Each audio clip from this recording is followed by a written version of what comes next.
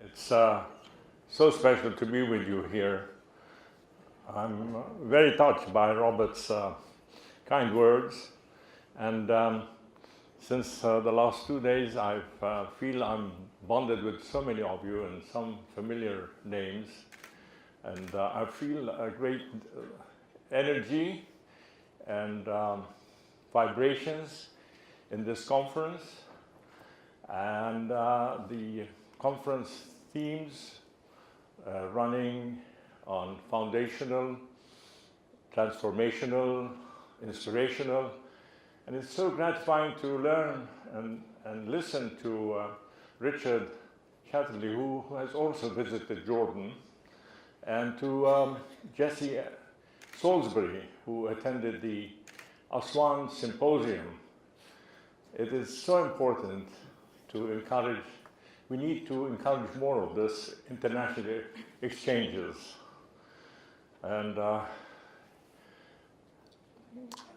so many memories and experiences are brought to me from this conference of the three themes that has been running today and yesterday. And I'd like to share with you some of them. In 1980, the telephone rang, and the president of the Royal Society of Fine Arts asked me to lead the Jordan National Gallery. I went to my two older brothers, asking them for advice and guidance. And they said, "Don't touch it, leave it alone." I went back home, I picked up the telephone, and guess what? I said yes, I accepted the position. I was honored. What has exploration geology to do with arts?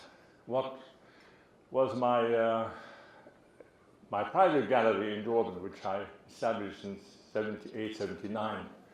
It was a hole in the wall, a little basement gallery where I invited artists. We had discussions, debates, what the future we could do for Jordan. So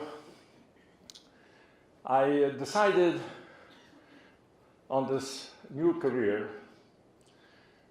And when you think of national galleries and museums of art, what comes to mind is the National Galleries of London, of Washington, Greek revival buildings, gigantic wings, corridors of arts and masterpieces. Nothing like this existed in Jordan. Jordan is a small country, not all producing, neither all rich. It has a high level of education for both women and men, but it's open to the rest of the world. The Jordan National Gallery began with an idea, not a collection. It was founded by the Royal Society of Fine Arts, that was a private, non-profit, non-governmental. When I began in 1981, the collection was fewer than 50 works. And to my discovery, I found that they were half of them on loan. What would I do? My concerns were to first establish a database from Morocco to the Gulf, a database that would involve a lot of research,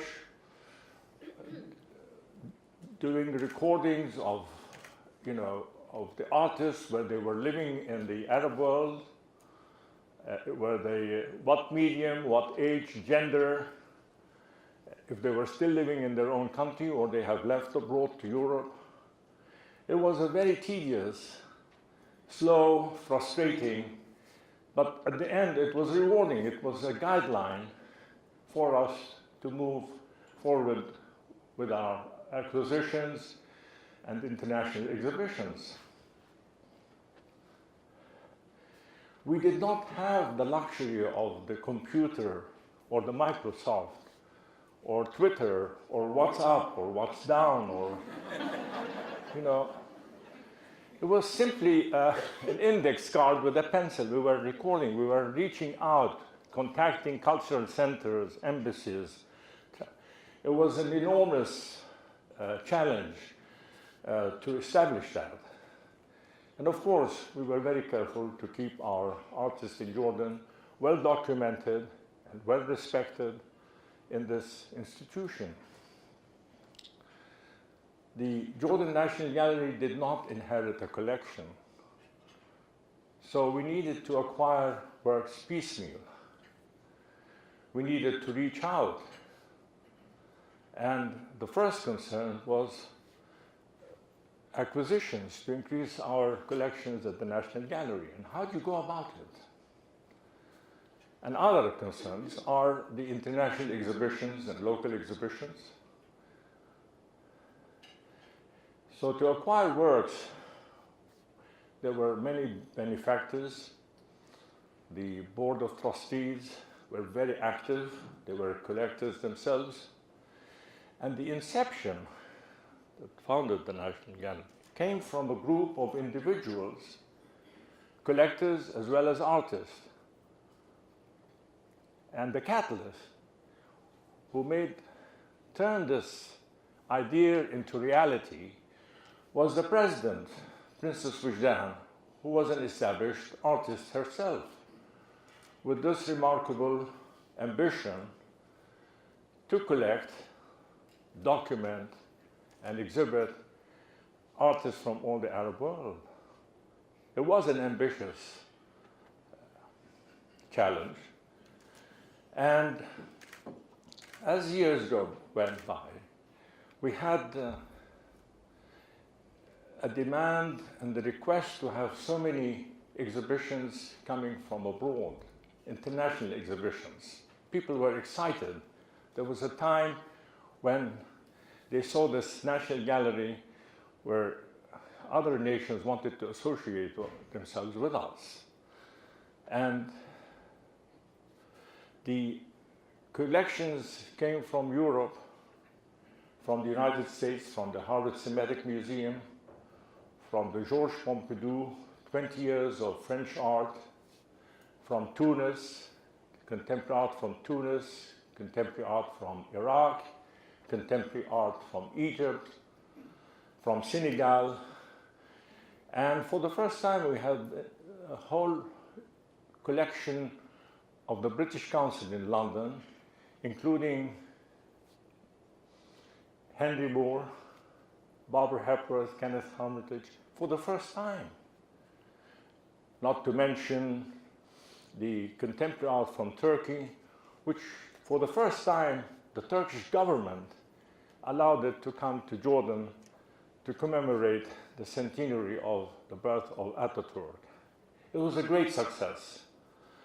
All these exhibitions put the National Gallery at a higher prestigious level. What about the collections? The acquisitions came from artists themselves. They were generous. And we were very careful in the first few years to have attention to our artists from Jordan, from those who were pioneers to the ones who were emerging. And these exhibitions at the National Gallery provided the possibility, when they had an exhibition, whether individual or group, that we will choose one or two or three works in return for the transportation, publication, reception, other expenses. And this idea gave a great opportunity to invite very prominent and established artists from the Arab world. And we did manage to focus on artists that we felt were aging, we were not able to reach them again or something, so we managed to reach and invite them. And I had traveled extensively in the Arab world, promoting, introducing the National Gallery, meeting lots of artists, meeting museum directors, trying to provide them with the mission of what our whole ambition was. You see, in the Arab world, museums, the earliest museums were associated with archaeology and antiquities. And if there are any other museums, it was museums related to their national artists. So what we were doing, the National Gallery in Jordan, was a pioneer. It was unique, collecting, documenting, and exhibiting not only Jordanian artists, but artists from all the Arab world. And that was bringing together artists that didn't know each other, from Morocco to Iraq to the Gulf to Kuwait to Iraq. So there was a big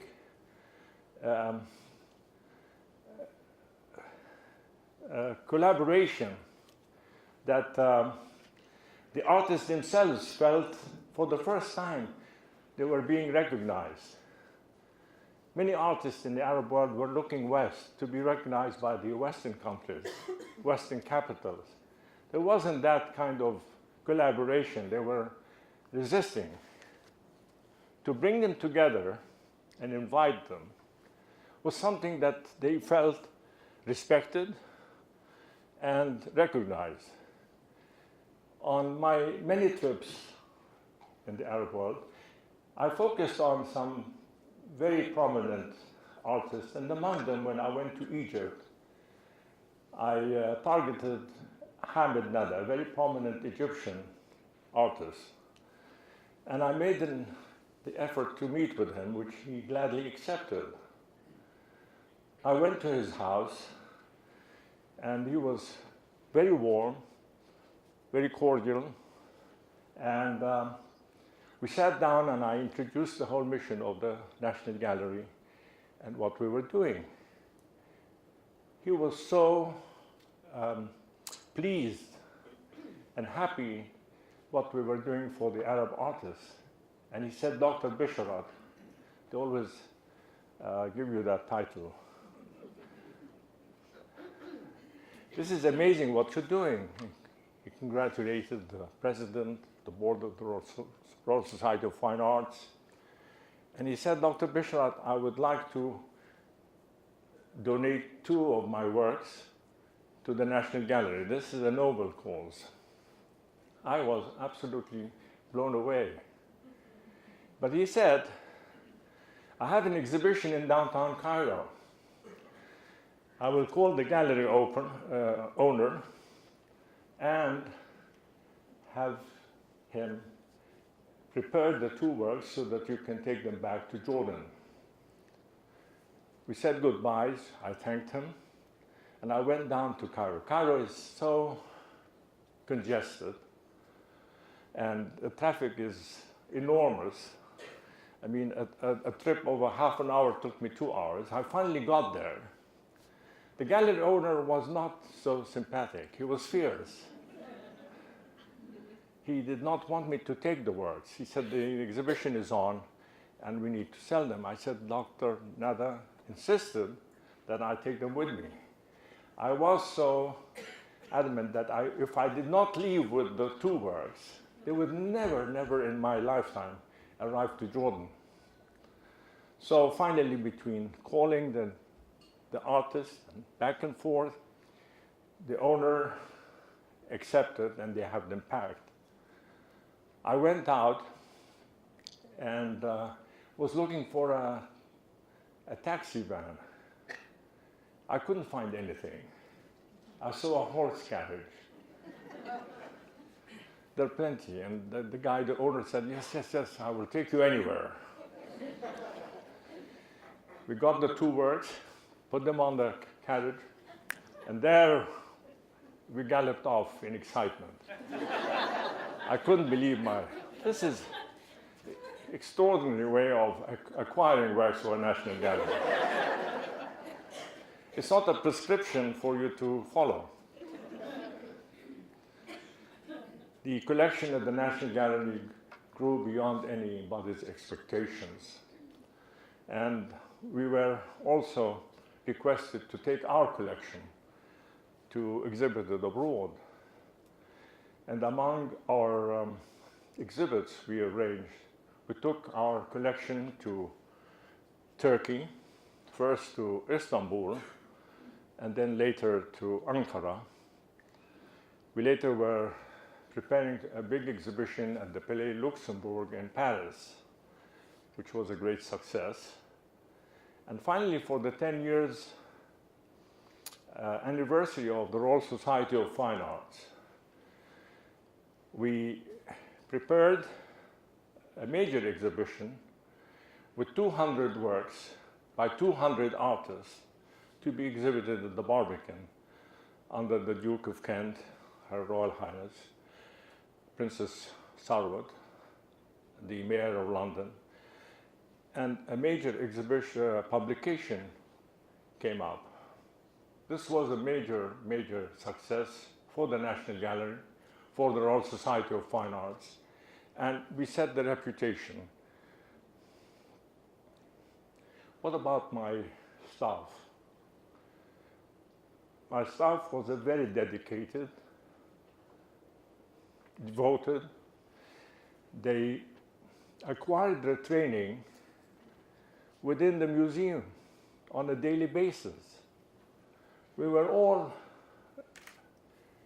required to perform to higher standards, including myself, with a very heavy exhibition program, which a major museum with a far-trained staff would have found very difficult to accommodate. Today, the Jordan National continues to open its doors. It has acquired a new building, and between the old building and the new building, they acquired a big sculptural garden, which they converted to a sculptural garden, thanks to the support of the USAID and the Japanese International Cooperation. And beautiful sculptures are all being displayed. They have already established this lovely reference library and a touring museum, a museum which started with a Jordanian artist who was very attached to disabled children and to children living in villages and outside the cities. And that was a great, great success. It still operates and are rotating, and they are educating young children all over Jordan. And finally, like any other museum, you have a coffee shop and a souvenir. In 1993, I departed. Guess what? I was not fired, like most directors. My wife got appointed leading planning for UNICEF at the UN in New York. It is something that I could not but help her and go with her to New York. In Manhattan, I continued my studies in museum studies, and in Near Eastern Studies at the Institute of Fine Arts at New York University, and then joined the Rockefeller Foundation, arranging for the Venice Biennale. It's all what's happening in this conference, that collaboration, that we need to have more international exchanges between us. You have to have the faith and believe in yourself, in what you do. You know, chance plays an important role in life. I have never doubted what the National Gallery will become one day. I remember an exhibit which we were planning to get from England to stimulate interest, and it was about 19th century British artists. And on this occasion, I traveled to London to meet with the keeper of the British Museum, Sir John Rowland. We met and we had our how do you do's and how do you do's. We sat down to the gritty-nitty or nitty-gritty discussions, and we were hoping to get British artists who visited Jordan and painted Jordan. And then Sir Rowland said, "How do you manage your climate control?" I said, "Sir Rowland, we open the windows. We have our staff with fans." He said, I'm afraid not." That was the end of the conversation. Did I go back to Jordan empty-handed? No. No way.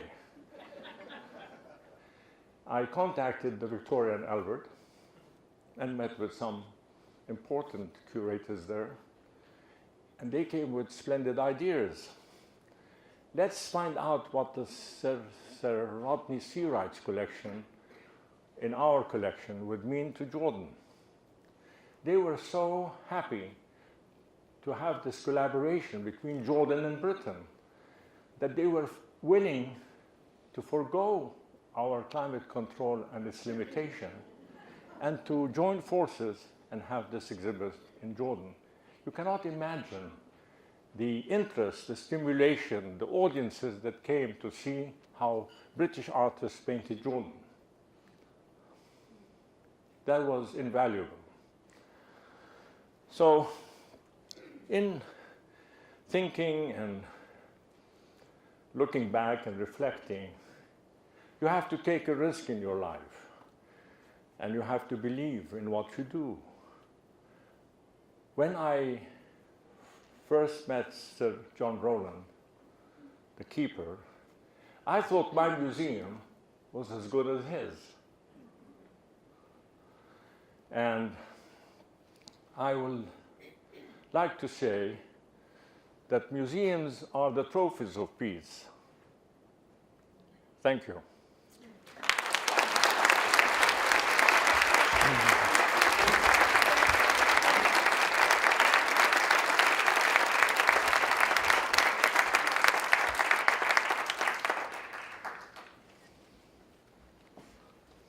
Thank you. We're going to have some question and answer time. Please wait. There's some runners, I think, with mics, so please wait if you wouldn't mind. And so we can all hear the questions. It's a very big room. Phil Donahue, would you take over for us? Everybody gets that.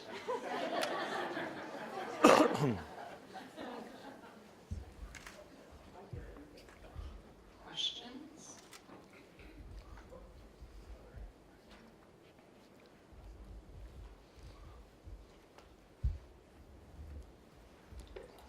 Actually, I'm also going to turn back on. I think the slides are still running. Yes. I'm just going to turn those on while we're doing Q&A too. Your closing sentence referred to museums being a focus for peace. I'm Yes. wondering whether you have tried to use museums and art collaboration in terms of improving relations between Israelis and Jordanians. Well, it was always a mission, whether we're improving or not improving. A mission of the galleries and museums are for the service of the general public. We are apolitical. I've always advanced this is always possible to reach that. We did not have diplomatic relations with Israel before 1994, when that treaty was, which I left before that. But I believe that we do all need to work hard and make it possible. I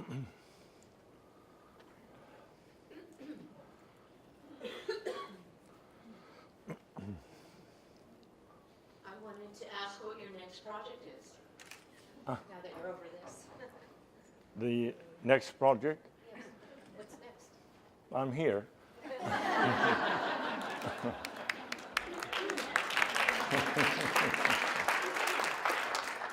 Well, I've been meeting a lot of artists here. I think, to be frank with you, I think Maine has a lot of potential. The Island Institute is doing a magnificent job, and this conference is really fantastic. It's bringing up so many artists under one roof to discuss, and this is where it's possible to exchange ideas. Ideas propel development. They bring other ideas, and we need to work hard.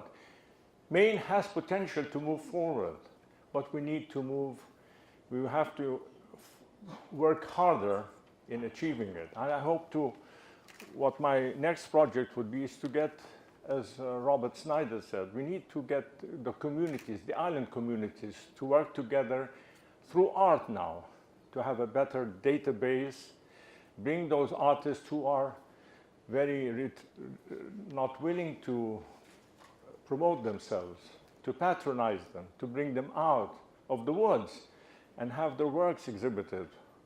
We need to collaborate between other islands.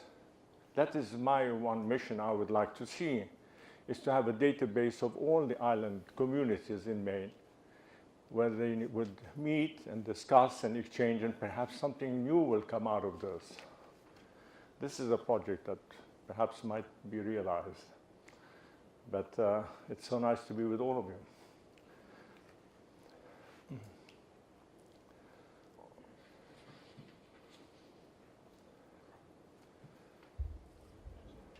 I have a question in the relationship to how to get things done. So when you were setting up your museum and you were doing international collaborations, how much lead time did you need in order to stage an event? And I'm asking more on the outside forces, the red tape, everything from governmental to shipping the art.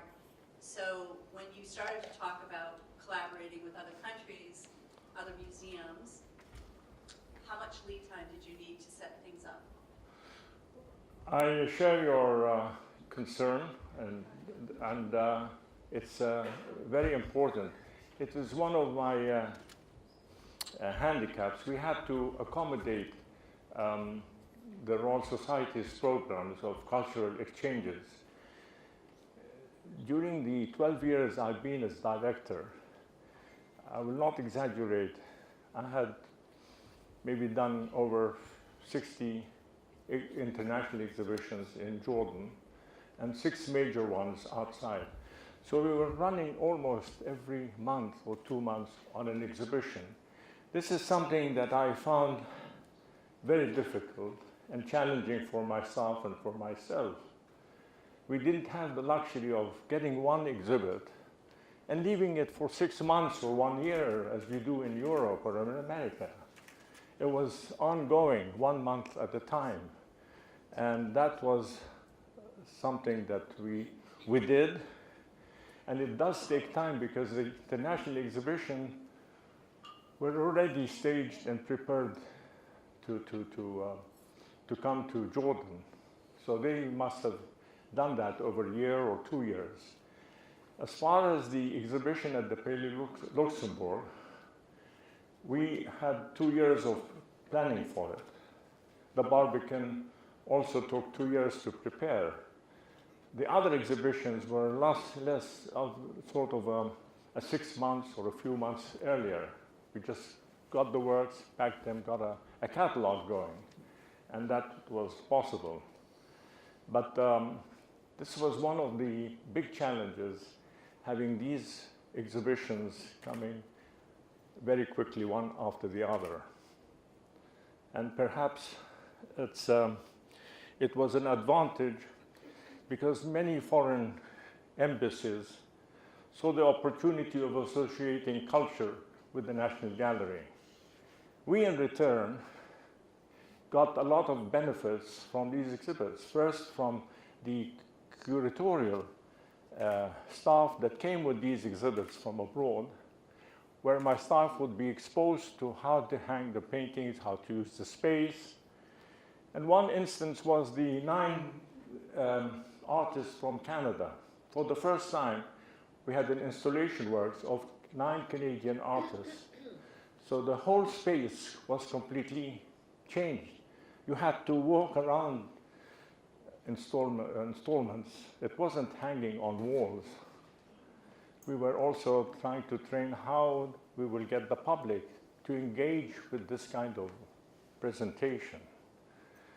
So there was a lot of elements and new experiences we were gaining as exhibitions came to Jordan. But at the same time, I challenged a lot of the foreign countries that in return we will get some scholarships for Jordanian artists to go abroad.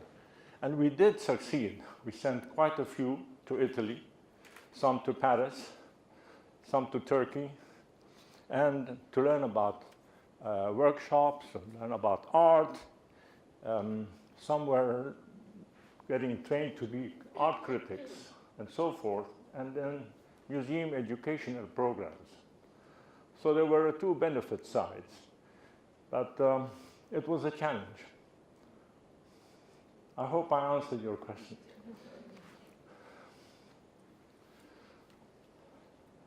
Here? I'm just wondering, are you going to bring the collection from your museum to America? Well,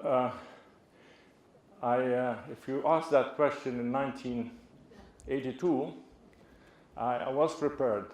And when Barbara Nassano was the director of the Portland Art Museum, I don't know if you knew Barbara Nassano when she was director? Nobody? I had suggested to bring the collection to Maine. She said, Suhail, the Portland Art Museum is for Maine artists. We do not get international exhibitions. That was her answer. Today, 40 years later, look what is happening at the Portland Museum of Art.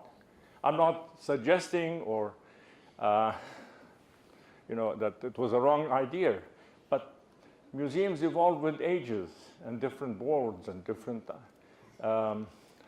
policies come up. So today they've had, I think, an Iraqi artist at the Portland Museum of Art, Ahmed Sudani, who lives in Maine. And he was a refugee, and he came across from Iraq to Jordan and then later here. I don't know if you've seen his exhibit. So I think international exhibitions, cooperation, collaboration, all the themes that you were discussing today and yesterday, foundational, transformational, and inspirational, they are very much to my heart as much as to you. We need to work together. We need to collaborate. There is no reason to not break the barriers. I commend what Jess Solver is doing in Maine. We should encourage him and bring much more sculptures. The man behind the Aswan Symposium is a great friend of mine, and we have his works at the National Gallery. So that is my answer to you about. Caroline?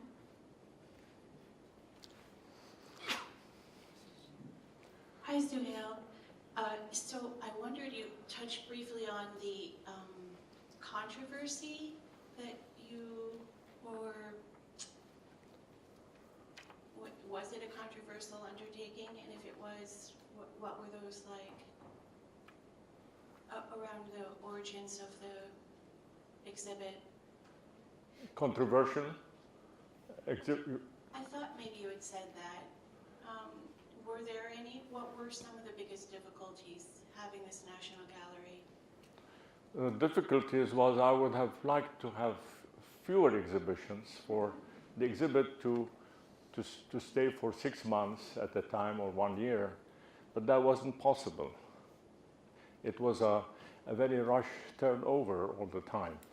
It didn't give us time to really cover it well, perhaps, and that was something that with the Board of Trustees and the President, that's what their policy wanted, and we had to accommodate that. So this was the controversial.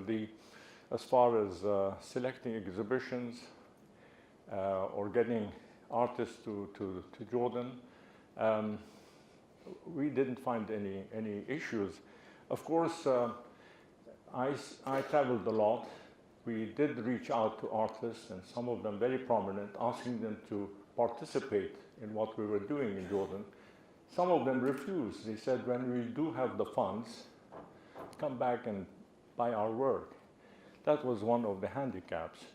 But later on, I guess, they might have got purchased or acquired some of his works. So what other handicaps? I think the educational part was a new appendage to the National Gallery. It was something we did not envisage, because there were large crowds from the Jordanian public coming to the National Gallery, and we couldn't cope with the educational programs. So this was the earlier challenges. Yeah. Yes. Oh. This is, all these photos were taken by Robert Snyder. I did not have any decision making, what he took and what he didn't take. But you're all welcome to visit Jordan. And yes. Could you tell us a little bit about the slides as they go through? This one is, this is one of my works. It's acquired by the American Center of Oriental Research. And this is with the coffee? This is with coffee, yes. Right. I used to spill coffee on canvases. And then realized that there was another friend in America called Jackson Pollock. So we became buddies. And then I went to Paris, and I found out there was another fellow, but he passed away, called Victor Hugo. Victor used to drink cocoa and spill it on a canvas. Of course, they made fun of me in Jordan when I did that. They said, "Oh, look at the coffee maker."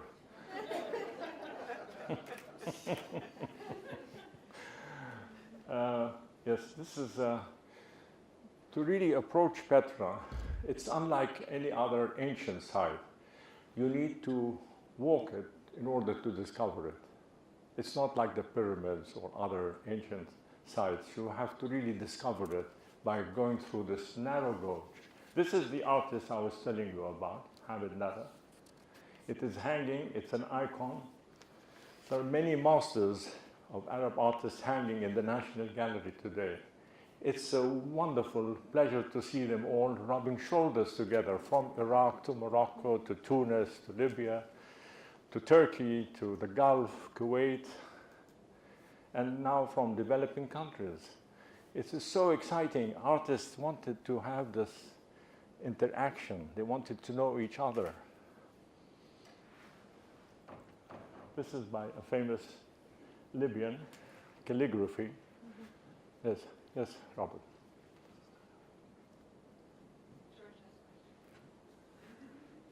If I could interrupt you just for a minute. Yes. What was the idea that the board had in having this rapid turnover? Collections from Europe and from America. We had a wonderful collaboration with the Harvard Semitic Museum. 100 years of photographs from Hijaz and the royal family. So the board had their own policies. I had my own policies. I had to report to the president. but the board had to report to the president. I had nothing to do with the board. I was unlike Alfred Barr, who founded the Museum of Modern Art in 1929. You know, Alfred Barr had a big, big problem with his board. They all wanted to be frustrated directors. They all came into the gallery, hanging, taking down, picking up. This was not the case with me. I had the freedom of doing what I wanted to do. Otherwise, it was going to be very difficult to move forward. Maybe you might not like that prescription, but that's what happened. Suhail, Yes. wow. I was going to ask, have you been able to see the effect of the National Gallery on the new artists in your country? The way that the National Gallery has affected the creation of art now? Of course, and this is a very valid question from you, and it's very timely, because in the 1980s, artists were working on canvas, watercolor, sculpture, stone, lithographs, ceramics. Today, the age we're living in the age of high technology, there's so many exhibits that have come to Jordan or arranged within from Jordan itself by artists. They're using videotapes, visual, digitizing, computer. So there's a lot of works that are out of the traditional norms. And there are many emerging artists today, thanks to the National Gallery, thanks to this collaboration, exchanges. Artists got stimulated, they got excited, they wanted to be presented. But you have to be careful that the artist has to be committed. He has to be committed for life. You cannot just have it a few years and you submit and then you're out of it. One has to be very careful in choosing and encouraging artists to do. So the National Gallery today has moved from the traditional to the much broader exhibitions outside with festivals, graffiti art, installation works, which you are aware of, I guess, in the modern world. Thank you so much, Suhail. We'll be around, so if you want to have other conversations with him, please do. And thank you. Thank you.